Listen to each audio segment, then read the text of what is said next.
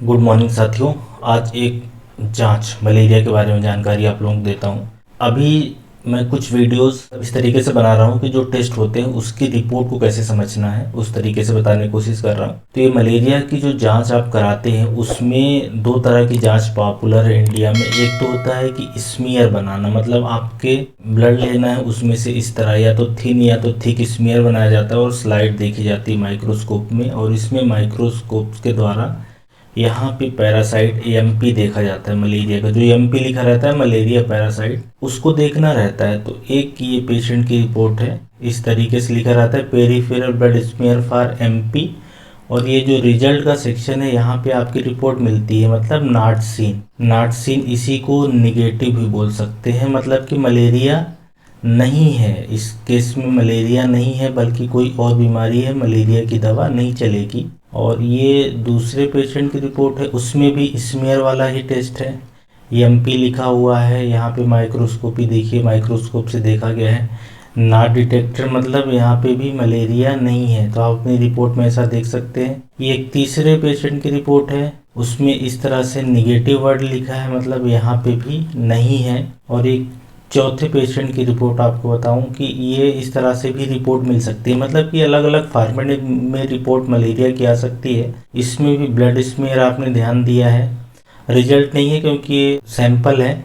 अगर मान लो कि यहाँ पे पॉजिटिव लिखा होता, मलेरिया पॉजिटिव लिखा होता स्मीयर में, तो फिर क्या होता है कि इसकी स्पीसीज बताना पड़ता है। अब मलेरिया क्या, 4 तरीके की प्लाज्मोडियम की स्पीसीज हो सकता है, Plasmodium falciparum, vivax, Plasmodium malariae, एक और होता है। लेकिन जो इसमें दो ही इंडिया में दो ही कॉमन होते हैं, एक तो प्लाज्मोडियम वाइवेक्स, तो आपको पीवी लिखा रहता, प्लाज्मोडियम वाइवेक्स तो पॉजिटिव के आगे यहाँ पे पीवी लिखा रहता।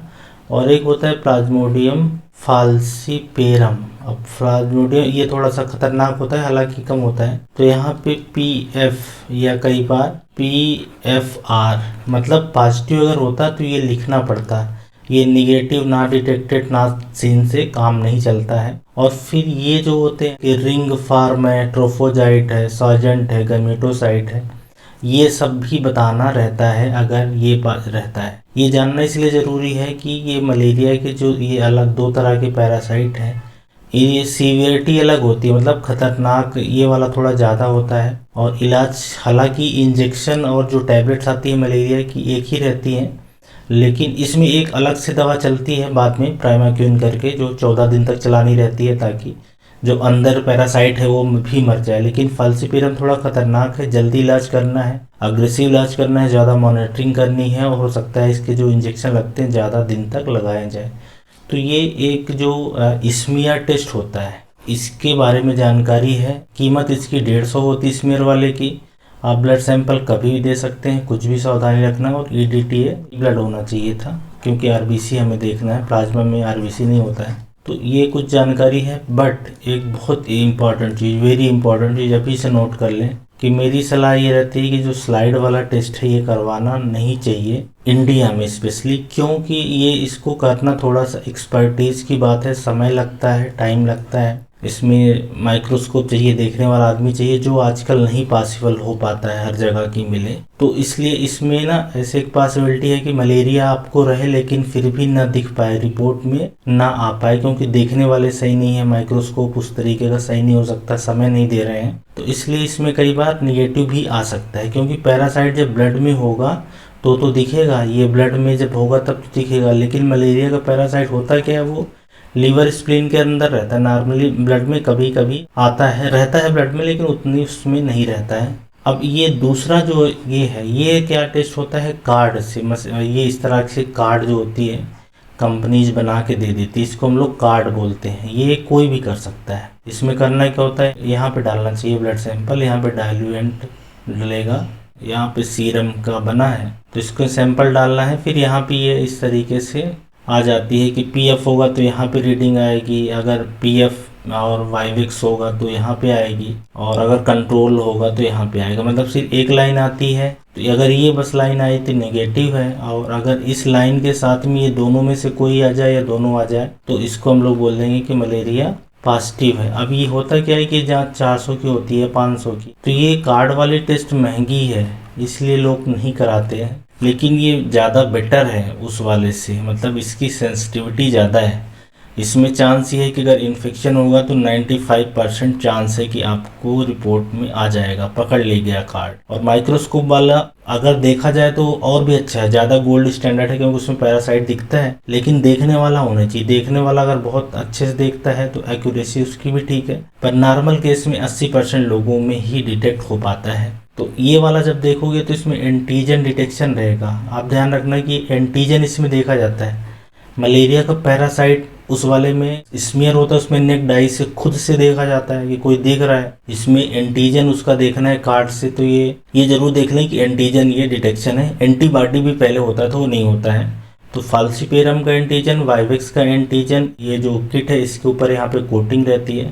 यहाँ पे सैंपल डालेंगे, अगर पेशेंट के शरीर में एंटीबॉडी होगी तो उधर आके रिएक्ट करती है। तो ये किसी की रिपोर्ट है, ये देखो इसने लगा रखी है, यहाँ पे मलेरिया लिखा है, कार्ड, ये कार्ड भी लगा दिया है रिपोर्ट में। तो यहाँ पे सिर्फ कंट्रोल पे शो कर रहा है, कंट्रोल पे शो कर रहा है, इसलिए यहाँ पे देखो MP बाई कार्ड लिखा है नेगेटिव। तो आप जरूर देख लें कि आपका जो मलेरिया टेस्ट है कार्ड से कराया है कि स्मीयर से कराया है। फिर इस तरीके से रहती है, कार्ड से कराना कुछ केस में बेटर, स्पेशली अगर शुरुआत में आप डिटेक्शन कराना चाहते हो। वैसे इस कार्ड टेस्ट की थोड़ी सी लिमिटेशन भी है। लिमिटेशन मैं ये बता देता हूँ इस कार्ड टेस्ट की कि एक बार ये पॉजिटिव आ जाता है तो अगर आपने इलाज कराया और आपका मलेरिया ठीक हो गया, फिर भी ये पॉजिटिव शो करता रहता है 1 हफ्ते 2 हफ्ते तक। तो एक तो लिमिटेशन ये जानने वाली बात है। और कार्ड टेस्ट में बाकी 1-2 और इसमें संबंधित बातें रहती हैं। दूसरी एक जो इम्पोर्टेंट बात ये है कि अगर कोई मलेरिया एंडेमिक एरिया है, एंडेमिक मतलब जहाँ मलेरिया बहुत ज़्यादा होता है, तो वहाँ पे क्या होगा कि कोई पेशेंट को या किसी को भी मच्छर काटता है तो मलेरिया के पैरासाइट का एक्सपोजर थोड़ा थोड़ा उसके शरीर में रहेगा, हल्का हल्का, हालांकि उसको लक्षण नहीं आ रहा है उससे। तो इस केस में भी ये कार्ड पॉजिटिव रिजल्ट शो कर सकता है। ये एक ज़रूरी बात है, जानने वाली है। तो ये कुछ बातें हैं। बहरहाल कार्ड टेस्ट बेटर है और स्मीयर भी अच्छा है, बल्कि वो गोल्ड स्टैंडर्ड है, लेकिन अगर कोई देखने वाला हो तो। अब आगे की बात करते हैं, कुछ 2-4 और इम्पोर्टेंट बातें। यूज की बात करें तो जैसा कि आप लोग जानते हो, जब भी बुखार आए, किसी को फीवर आए और वो भी कपकपी के साथ में, तो ये मलेरिया का संकेत हो सकता है। इसके अलावा पसीना आना, उल्टी लगना, उल्टी जैसा मन करना, झटके आना, शरीर में दर्द रहना, सिर दर्द रहना, इवन दस्त लगना, तो मलेरिया कई तरीके से प्रेजेंट करती है। जरूरी नहीं कि हर बार फीवर आए, पर ज़्यादातर बार फीवर आता है, कई बार दूसरे भी लक्षण हो सकते हैं। और एक बात ये ज़रूर इम्पॉर्टेंट है ये जानना कि जो टेस्ट हम लोग करवाते हैं, इसमें इम्पॉर्टेंट जानने वाली बात यह है कि ये प्लाज्मोडियम फाल्सिपेरम से है कि प्लाज्मोडियम वाइवेक्स से, ठीक है, ये जानना ज़रूरी है। तो अगर ये टेस्ट को आप चाहे स्मीयर से करवाए हों या कार्ड से करवाए हों, अगर किसी ने पॉजिटिव दे दिया कि मलेरिया है, पॉजिटिव है, तो हमेशा उससे आपको ये पूछना है, हालांकि रिपोर्ट में रहता है कि वाइवेक्स है, PV है, PF या PFR भी बोलते हैं कई बार। ये जानना ज़रूरी है क्योंकि ये थोड़ा सा मैनेजमेंट ट्रीटमेंट अलग हो जाता है।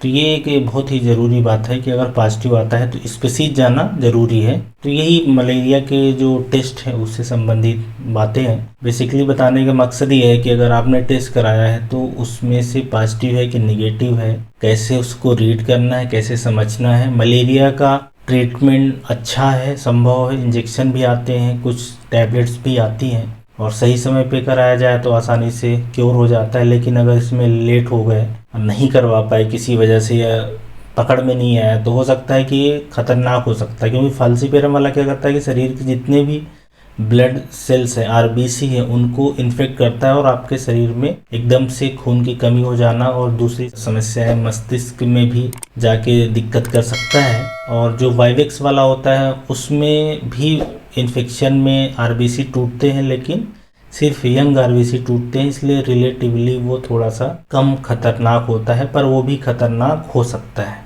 अगर ज़्यादा वो भी दिन तक रहा तो। बहरहाल ये मलेरिया की जांच को कैसे समझना है वो उम्मीद है आप लोगों को समझ में आई होगी। Thank you.